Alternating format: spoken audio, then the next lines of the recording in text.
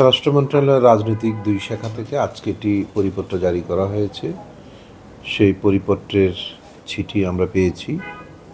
তাতে পরিষ্কার করে বলা আছে,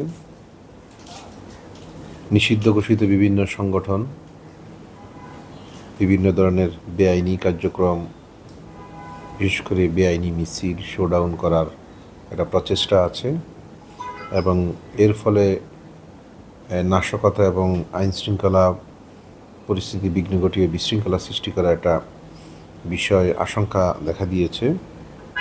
এর ফলে বিভিন্ন স্থানে আইনশৃঙ্খলা পরিস্থিতি অবনতি ঘটার পাশাপাশি মানুষের জানমালের নিরাপত্তার বিঘ্ন ঘটতে পারে। সেজন্য গণপ্রজাতন্ত্রী বাংলাদেশ সরকারের স্বরাষ্ট্র মন্ত্রণালয় থেকে আজকে 22 জুন 2026 থেকে প্রতি সপ্তাহে সর্বোচ্চবার বিকাশ পেমেন্টে 50 জন হবেন পেমেন্ট চ্যাম্পিয়ন। জিতে নিন টিভি সহ আকর্ষণীয় সব প্রাইজ।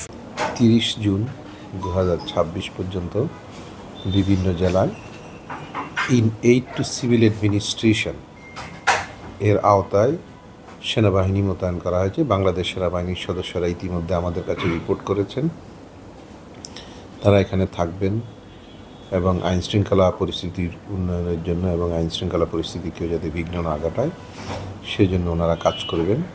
ওনাদের পাশাপাশি জেলা পুলিশ আছে, মহানগর পুলিশ আছে, Gazipur metropolitan police, Gazipur police, জেলা পুলিশ, আনসার, বিডিপি আছে, বিজিবির সদস্যরাও কাজ করবেন। আমরা আমাদের পক্ষ থেকে, জেলা প্রশাসনের পক্ষ থেকে সরকারি এই নির্দেশ পালনের ক্ষেত্রে সরকার ঘোষিত এবং সরকারের নিয়োজিত বাহিনীগুলোকে সার্বিকভাবে সহায়তা করে যাচ্ছি, যাতে জানমালের এবং মানুষের নিরাপত্তা যাতে তারা নিশ্চিত করতে পারেন। আজকে থেকেই শুরু হয়েছে। সংখ্যাটা একেবারেই পরিষ্কার করে সংখ্যাটা বলা কঠিন, কারণ যখন যে পরিমাণ দরকার আমরা ডাকলেই ওনারা সে পরিমাণ আসবেন।